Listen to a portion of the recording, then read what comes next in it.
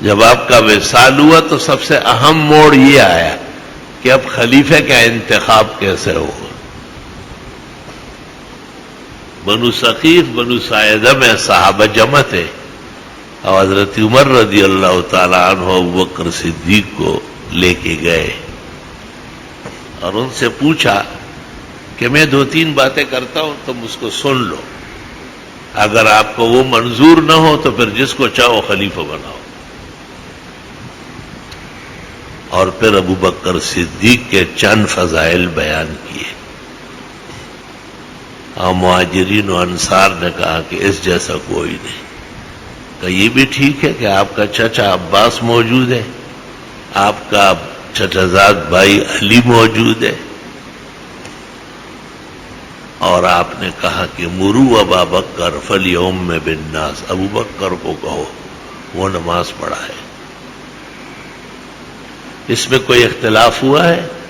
صحابہ نے کہا ہرگز نہیں. کہا اٹھو اور ابو بکر کی بیعت کرو. خوش خوش صحابہ اٹھے. کہتے مجلس کی شروع غمگین تھی اور آخر جا کے شیرین تھی.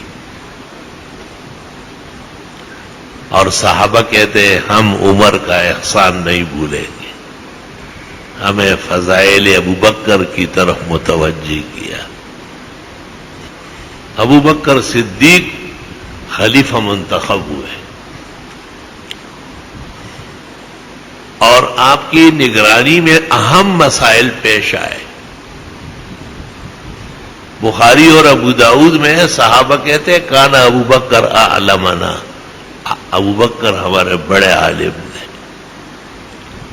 اتنی لمبی نماز پڑھاتے تھے فجر کی کہ ظننا ان الشمس طلعت ام لا، کہ سورج تو نہیں نکلا. وکانا ابا بکر اعلمنا، لیکن ابو بکر عالم بڑے ہیں، ہمارا کیا کام. ان کے حوالے اعتماد اس قدر زیادہ ہے.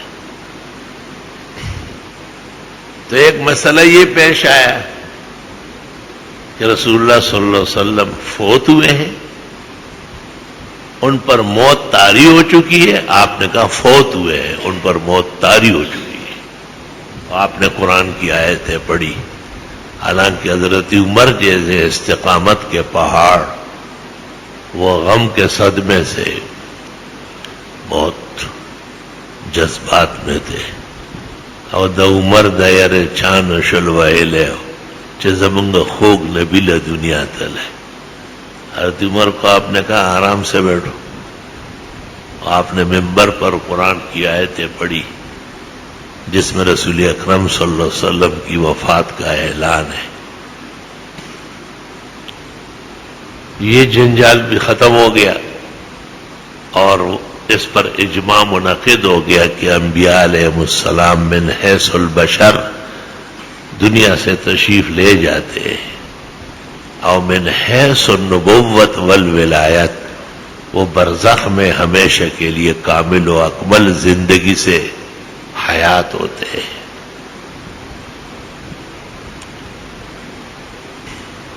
پھر یہ مسئلہ پیش آیا کہ آپ کو نہلایا جائے گا. کہا نہلایا جائے گا. کیسے؟ کا کپڑوں سمیت.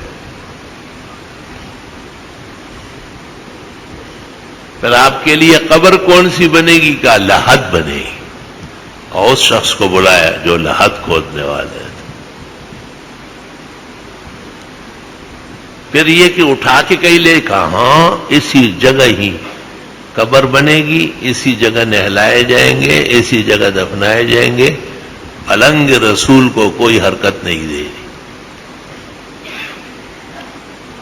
کتنا مشکل مسئلہ ہے. پھر پوچھا گیا کہ جنازہ ہوگا؟ آپ نے کہا جنازہ ہوگا. کہا کیسے؟ کہا کچھ دیر کے لیے نہلانے کفنانے کے بعد خالی چھوڑ دیں گے، کیونکہ جبریل بما ملائک کے آئیں گے اور وہ جنازہ پڑھیں گے، اور پھر ہم لوگ باری باری جنازہ پڑھیں گے. کہا امام بنے گا؟ کہ کوئی نہیں، امام وہی ہے. حیّن میتن امام ہے، اب بھی وہ امام ہے. چنانچہ ابوبکر، عمر، عثمان و علی اور عباس اور سب لوگ صف میں کھڑے ہوئے. اللہ کی ثنا اور درود شریف سے جنازہ ہو گیا. چونکہ مرد اور زن، عورتیں اور بچے سب پڑھنا چاہتے تھے، اس لیے کچھ دیر لگی اس میں، لیکن اس کا کوئی نقصان نہیں تھا. جنازہ پڑھنے میں جو دیر لگے یا تدفین میں وہ سنت طریقہ ہے. اس پر چاروں ائمہ و کل محدثین متفق ہے. وہ جو صحابہ کہتے تھے کہ ابو بکر اعلمنا، ابو بکر عالم بڑے، پیغمبر نے عالم کو کہا ہے آپ نماز پڑھائیں.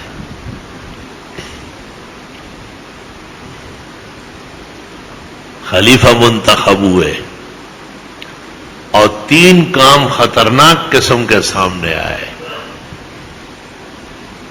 ایک جیش اسامہ کو آپ نے شمال مصر کے لیے ترتیب دیا تھا، اور اسامہ کم سن تھے،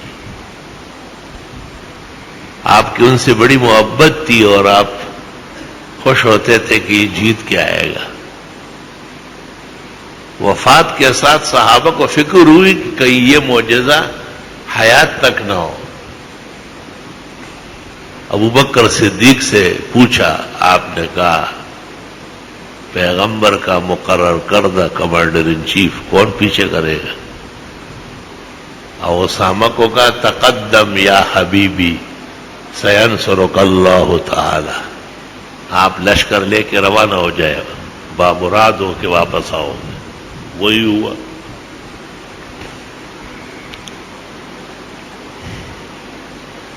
اور مسیلمہ نے نبوت کاذبہ کا دعویٰ کیا تھا. اب پیغمبر کو خط لکھا تھا کہ ہموار زمین میں آپ کام کرے اور پہاڑ میرے حوالے کرے. آپ نے کہا جا، تیرے جیسے بہت کتے آئے اور بھونک کے چلے گئے، اور بہت سخت الفاظ آپ نے اس کو کہے. تو اس کا بھی معاملہ ختم کرنا تھا، اور اس کی لشکر بظاہر بڑی تھی. صحابہ سب اس کے مقابلے میں باہر آئے، ابوبکر، عمر، عثمان و علی سب میدان میں آئے، کیونکہ اہم مسئلہ تھا ختم نبوت کا. یہ ہماری حکومتیں دیکھتے نہیں، تھوڑا سا موقع ملے چنڈی لگا لیتے، تھوڑا سا موقع ملے پھر اشارات. بچے جو کھیلتے ہیں نا میں شریر بھی ہوتے، کبھی ایک کو چنڈی لگائے کہ یہ چنڈی والی حکومت ہے. سب پتہ ہے ان کو کہ 1974 میں قومی اسمبلی نے متفق فیصلہ کیا ہے کہ مرزائی قادیانی غیر مسلم اور ملک کی اقلیت ہے، انہیں مسلمان نہیں مانا جائے گا. اور جب تک وہ یہ مان لے تو ان کے حقوق ہوں گے، اور انہوں نے نہیں مانا ہے. اس لیے پاکستان میں ان کی حیثیت جانور اور درندوں سے بدتر ہے. لیکن یہ شرارتیں کرتے رہتے ہیں، اور پھر ان کو پڑتی ہے، لیکن عقلیں ماری گئی.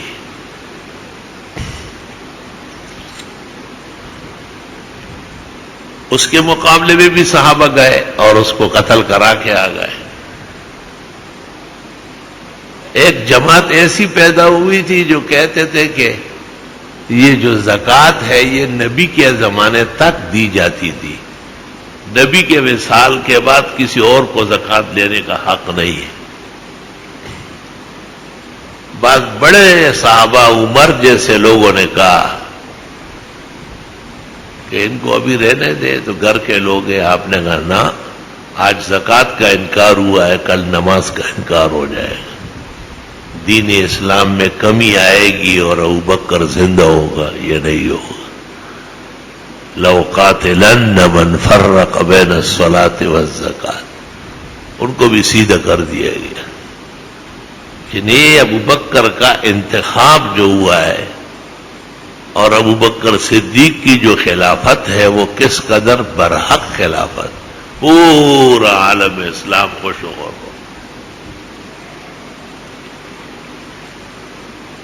بخاری شریف میں ہے کہ 2 آدمی کسی دور ملک سے آ رہے تھے، راستے میں ان کو مدینے کا قافلہ مل گیا. ان سے حضرت صلی اللہ علیہ وسلم کی خیریت دریافت کی. وہ آپ دیدہ ہو گئے اور انہوں نے کہا حضرت کا 3 دن ہو گئے وصال ہوا ہے. تو انہوں نے کہا کون خلیفہ ہوا؟ کہا ابو بکر. کہا کیف الناس؟ کہا صالحون، خوش و خرم ہے لوگ. انہوں نے کہا ہمیں تو حضرت کی خدمت میں پیش ہونا تھا، اب کسی مناسب موقع پر دوبارہ آئیں گے. واپس چلے گئے. قافلے نے واپسی پر مدینہ منورہ میں حضرت ابو بکر کو کہا، آپ نے کہا لے آتے انہیں، ہمیں بھی بہت خوشی ہوتی. دیکھو ہر جگہ یہ خبریں تھی کہ والناس صالحون، لوگ خیر خیریت سے.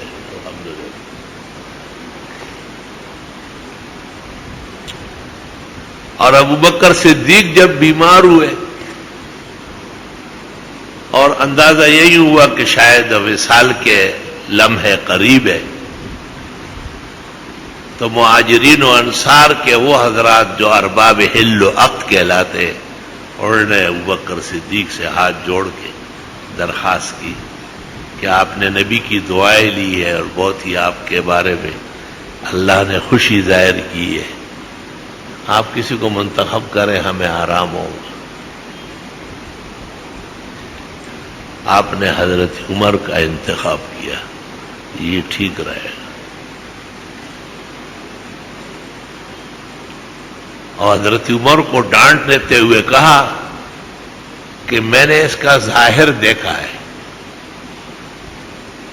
پیغمبر کے دور سے لے کے اب تک یہ شریعت کے 100% مطابق ہوتے ہیں. اگر کوئی دوسری بات پیش آئی فَسَيَعْلَمُ الَّذِينَ ظَلَمُوا أَيَّ مُنْقَلَبٍ يَنْقَلِبُونَ. لوگوں میں تبدیلی آتی ہے نا، تبدیلی آ گئی، تبدیلی آ گئی.